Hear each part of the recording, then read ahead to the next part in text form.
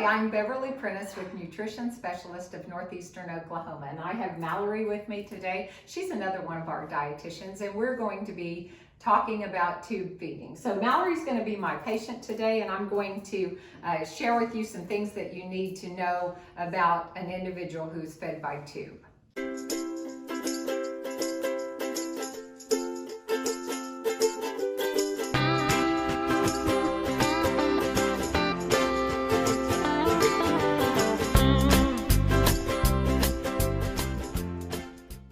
Has just gotten the news that she cannot maintain nutrition and hydration orally. So she can't do it safely. Maybe her swallow isn't safe. Maybe she had a stroke. I sure hope not, Mallory. But we're going to have to calculate nutrition and hydration by tube for Mallory. First thing we need to understand is this permanent? And that depends on the situation. If Mallory can learn to swallow safely and can maintain 75 to 80% of her nutrition that way, safely orally, then we could remove the feeding tube. We could do a tasting program, things like that. But in most of the cases, the feeding tubes are longer placement. In fact, we usually sign off on more than 6 months at a time to get the funding to cover the enteral formula. So the enteral formula will cover the basics, nutrition and hydration.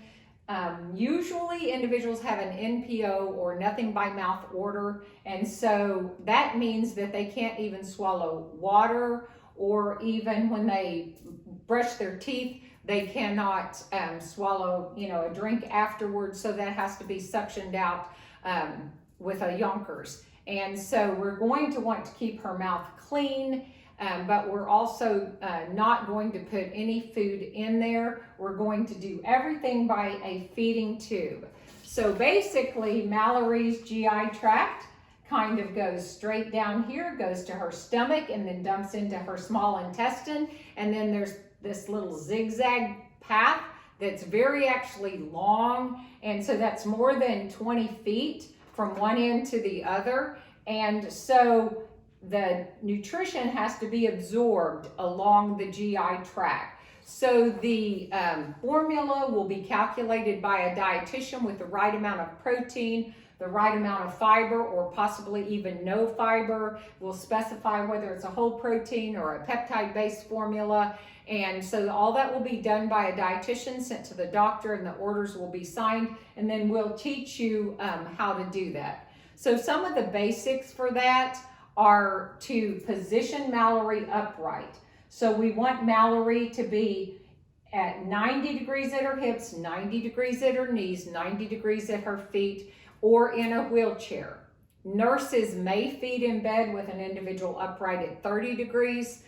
Lay people may feed in bed with an individual upright at 45 degrees, but the safest position is upright at 90 degrees with her head center aligned so that her airway is protected and closed. And unless she has scoliosis or a reason that she should not be upright, that's how we want her during the feeding and for about 45 minutes thereafter. So some of the basic rules are we position her, and then I check residuals. So her feeding tube will either be a temporary or a permanent placement, and usually there's kind of a double bumper system inside and out, or there'll be a saline ball that secures that and holds that to the stomach wall. And so we're going to double check that her feeding tube is in place and it's not wallowing or sliding in and out of the stoma site. And then we're going to check residual by putting a syringe on there and drawing back. It's really important.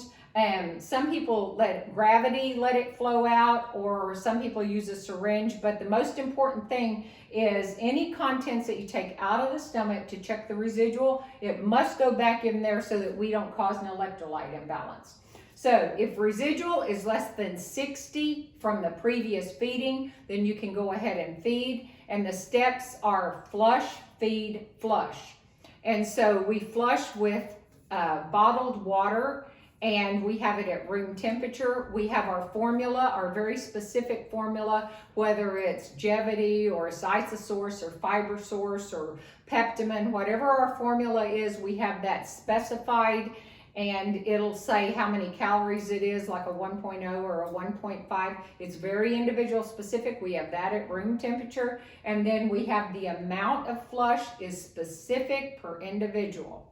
But generally, the rules of thumb, I say, are medications are generally by tube. They need to be liquid, crush, or sprinkle. And then we do 30 cc's of water before and after, and usually 30 cc's of water to mix with it, unless it's polyethylene glycol. So that's quite a bit of powder. So we mix it with 120 cc's of water, and then we do 60 cc's of flush and 60 cc's afterwards as well. So medications kind of across the board, a number to remember is 30 before and 30 after a flush, but double check your MAR. And then polyethylene glycol is more like a feeding in a way. It needs 60 cc's before and 60 cc's after. And then all feedings, I usually flush with 60 cc's before and 60 cc's afterwards, unless an individual is a little bit bigger and they need 75 or they need 125, whatever. It's very individual specific.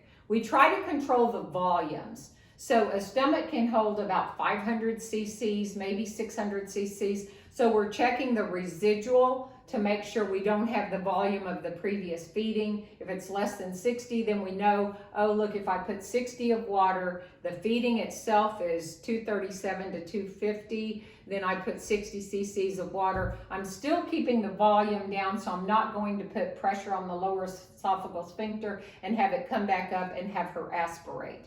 So the biggest thing is getting it into the stomach, or if it's going into the small intestine by J-tube, that we're getting it there and we're getting the tube flushed so that it doesn't get occluded.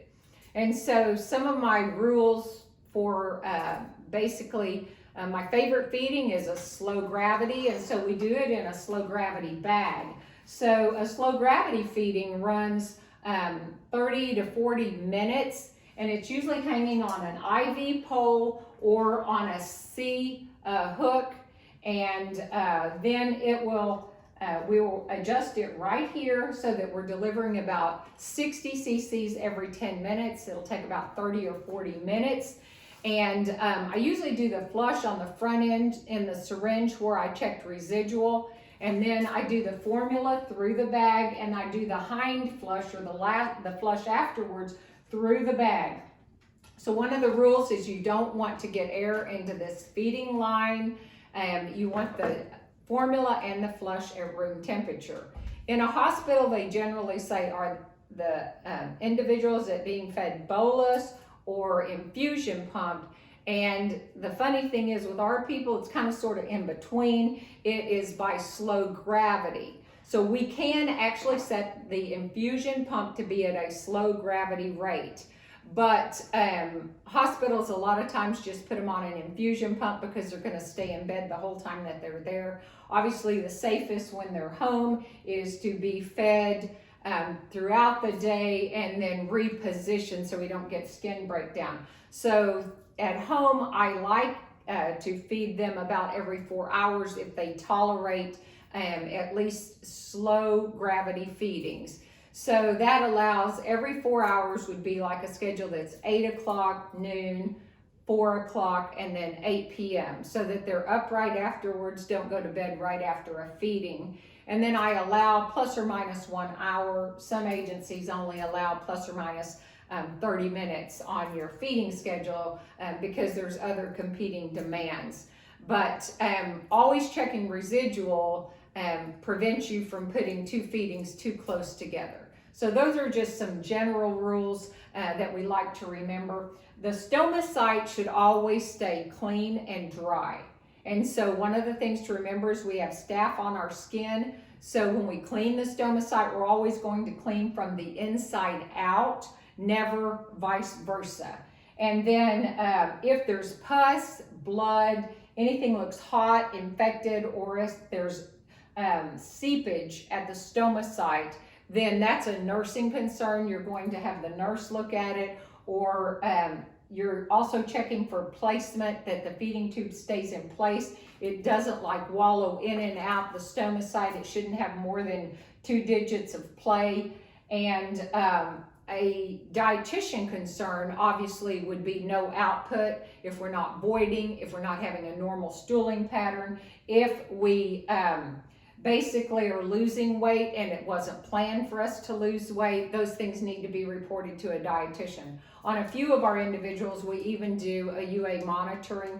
So we do a Texas catheter and we check their urine, and it tells us the specific gravity, which tells us the hydration. It'll tell us if they're spilling protein, if they're spilling glucose, and so we can make adjustments in the feeding schedule or the specific formula to account for that without even having a blood test. It's like a 2-minute urine test. So the positioning is very important, the documentation, the stooling pattern. There should be a bowel protocol. Your MAR should match up with a feeding plan that is signed by your doctor and your dietitian.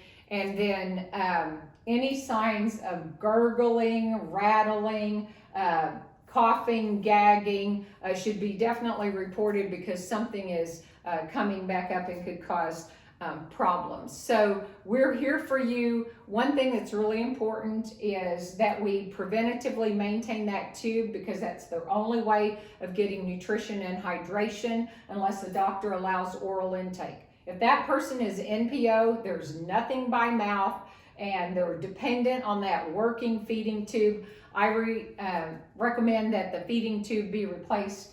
If it's a temporary placement, every 3 to 6 months. If it's a permanent placement, I would consult the doctor at about a year and say, let's go ahead and replace it so it's not an emergency situation. One thing that happens pretty often is sometimes one of our individuals will get a hold of their tube and they'll pull it out, or it'll somehow work its way out. It somehow isn't secure on the backside. Sometimes the saline ball becomes deflated, and so it's moving, but it comes out. And so that individual, you can call the nurse if they can't replace it, and the individual doesn't have a backup tube, they're sent to the ER, they get a Foley catheter. And so that's one of my big deals, is if we get a Foley catheter in there, it's only going to work for about 24, 48 hours. It is not a permanent way of feeding an individual. It's just to keep the stoma site open and just to keep nutrition and hydration running until we get it figured out. So in that case, you're going to have to advocate for them to get a feeding tube placed, a real feeding tube, not a Foley catheter, because they're dependent on that for nutrition and hydration.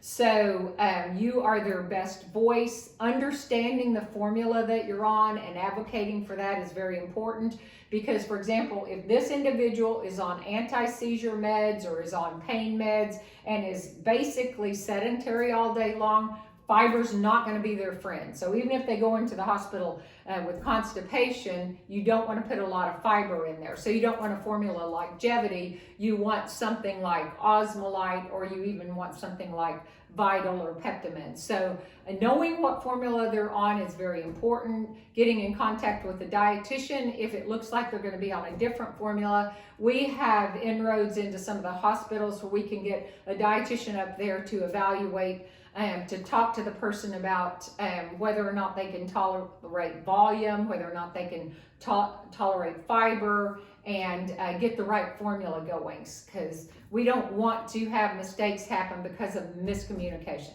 So it's really important that you advocate for them, that you understand what's going on, that you know that they're tube dependent, and then, you know, if they get to the point where they can walk their way out of it, maybe consider oral intake only after we've done a tasting program and we've had another swallow study and we've seen that that's going to work.